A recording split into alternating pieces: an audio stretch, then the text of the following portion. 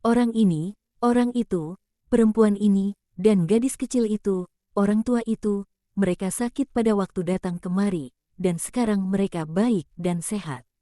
Tanyailah mereka dan mereka akan mengatakan kepadamu apa tadinya masalah mereka, bagaimana aku menyembuhkan mereka dan bagaimana perasaan mereka sekarang.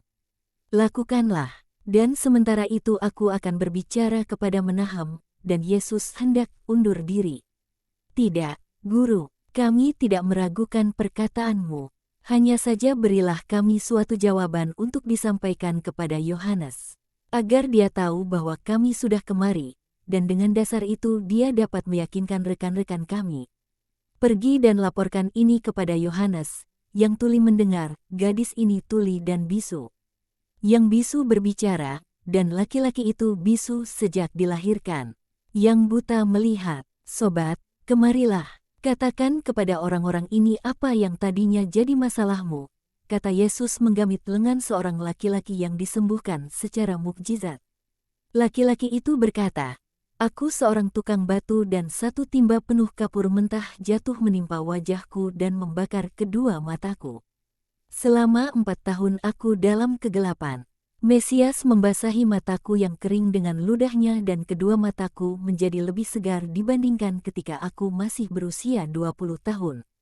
Semoga ia diberkati untuk itu. Yesus melanjutkan berbicara, dan bersama dengan yang buta, yang tuli, yang bisu yang sudah disembuhkan, yang timpang berjalan tegak, yang pincang berlari. Di sana ada laki-laki tua itu, beberapa saat yang lalu dia mengidap kontraksi, sekarang dia setegak pohon palma di padang gurun. Dan selincah rusa, penyakit-penyakit yang paling serius disembuhkan. Perempuan, apakah tadinya masalahmu? Aku bermasalah dengan payudaraku sebab memberikan terlalu banyak air susu kepada mulut-mulut yang rakus. Dan sakitku merusak tidak saja payudaraku tetapi juga hidupku. Lihatlah sekarang, dan dengan memegang dadanya dia menambahkan, tadinya ada satu borok besar, seperti bisa kamu lihat dari gaunku yang masih basah oleh nanah. Sekarang aku akan pulang ke rumah untuk mengenakan pakaian yang bersih dan aku merasa kuat dan bahagia.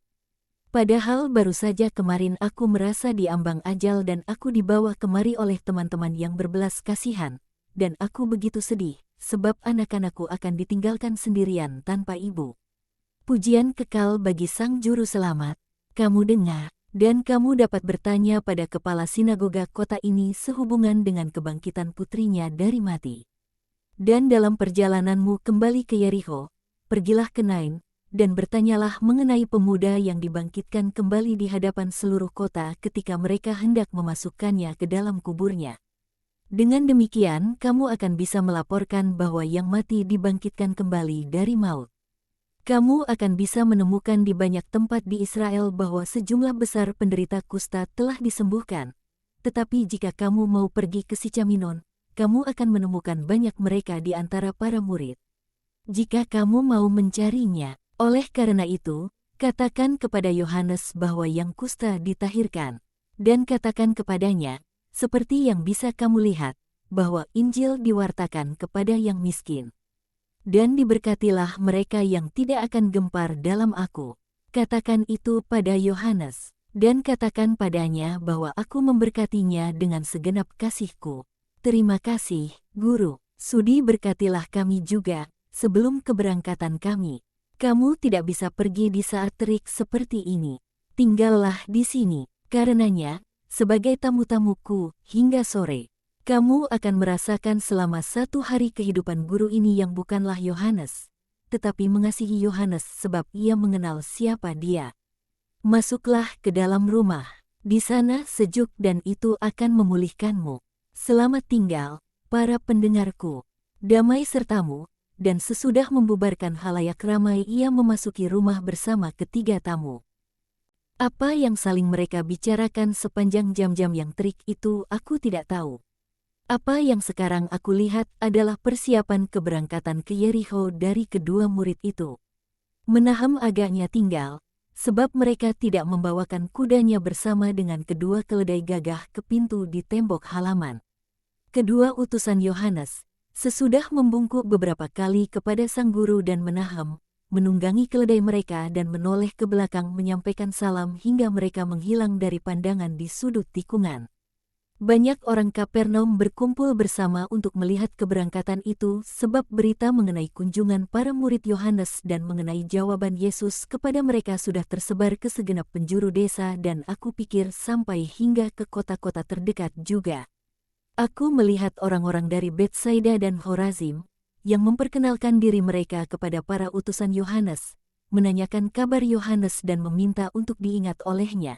Mereka mungkin adalah mantan murid pembaptis, dan mereka sekarang bercakap-cakap bersama orang-orang Kapernaum. Menyampaikan komentar-komentar mereka, Yesus hendak masuk ke rumah sementara berbicara kepada Menahem yang ada di sampingnya. Tetapi orang-orang berdesakan sekelilingnya, antusias untuk melihat saudara angkat Herodes itu dan sikap hormatnya kepada Yesus, dan untuk berbicara kepada Yesus pada saat yang sama. Ada juga Yairus, kepala sinagoga. Tetapi, syukur kepada Allah, tidak ada kaum Farisi. Dan adalah Yairus yang berkomentar, Yohanes akan senang, engkau sudah memberinya bukan saja suatu jawaban yang mendalam, tetapi, dengan menahan mereka di sini, engkau juga telah dapat mengajar mereka dan menunjukkan mukjizat kepada mereka. Dan juga bukan suatu mukjizat kecil, seru seorang laki-laki. Aku sengaja membawa gadis kecilku kemari hari ini, supaya mereka dapat melihatnya. Dia tidak pernah sesehat ini dan sungguh suatu sukacita baginya untuk datang kepada guru.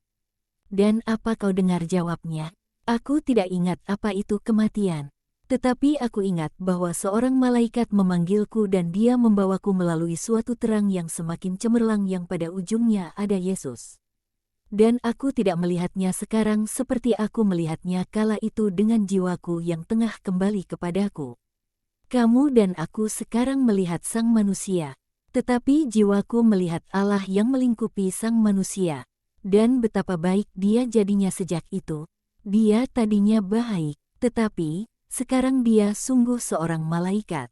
Ah, mereka dapat mengatakan sesuka mereka, tetapi sejauh menyangkut aku, tak ada seorang pun yang kudus selain engkau. Tetapi Yohanes kudus juga, kata seorang dari Betsaida. Ya, tetapi dia terlalu keras, tidak lebih keras kepada orang-orang lain dibandingkan kepada dirinya sendiri. Tetapi dia tidak melakukan mukjizat-mukjizat dan kata orang dia berpuasa untuk menjadi seperti tukang sihir. Dan meski begitu dia seorang kudus, dan perdebatan kecil pun merebak di antara orang banyak. Yesus mengangkat tangannya dan mengulurkannya dalam gerak lazimnya meminta ketenangan dan perhatian apabila ia ingin berbicara. Khalayak ramai menjadi hening seketika.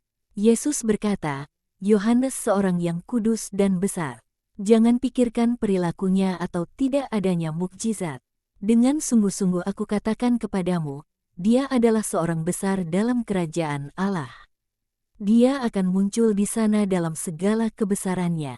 Banyak yang mengeluh bahwa dia dulu dan sekarang masih begitu keras hingga tampak kasar. Dengan sungguh-sungguh aku katakan kepadamu bahwa dia bekerja seperti seorang besar demi mempersiapkan jalan Tuhan. Dan dia yang bekerja seperti itu tidak punya waktu untuk berlemah lembut. Tidakkah dia mengulang, ketika dia di tepian Yordan, perkataan Yesaya, dengan mana dia dan Sang Mesias dinubuatkan. Biarlah setiap lembah ditimbun, setiap gunung dan bukit diratakan, biarkan setiap jurang menjadi dataran, dan punggung-punggung bukit menjadi lembah, guna mempersiapkan jalan bagi Tuhan dan Raja. Dia sungguh melakukan lebih banyak dari yang dilakukan seluruh Israel untuk mempersiapkan jalanku. Dan dia yang harus meratakan gunung-gunung dan menimbun lembah-lembah dan meluruskan jalan-jalan serta menjadikan punggung-punggung bukit dataran, tidak dapat tidak bekerja kasar.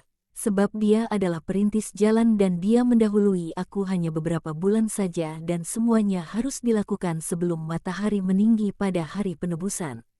Dan inilah saatnya, matahari terbit untuk bersinar di Sion dan dari sana ke segenap penjuru dunia. Yohanes telah mempersiapkan jalan seperti yang harus dilakukannya.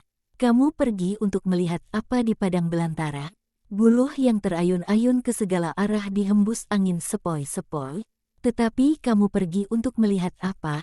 Orang yang berpakaian halus indah, Tetapi orang-orang yang demikian tinggal di istana-istana raja, berpakaian indah dan dihormati oleh banyak pelayan dan anggota keluarga istana.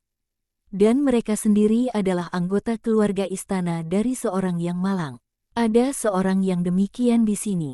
Tanyakan padanya apakah dia tidak muak dengan kehidupan di istana dan apakah dia mengagumi batu karang kasar yang terpencil yang diserang sia-sia oleh halilintar dan didera oleh batu hujan es, dan yang diterpa oleh angin dungu yang berupaya untuk menghancurkannya.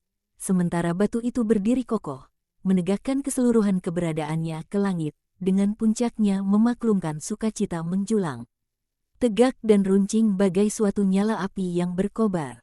Itulah Yohanes. Begitulah bagaimana Menahem melihatnya, sebab dia sudah memahami kebenaran hidup dan mati dan dia dapat melihat kebesaran di mana sesungguhnya berada, bahkan meski dia tersembunyi di bawah tampilan yang liar.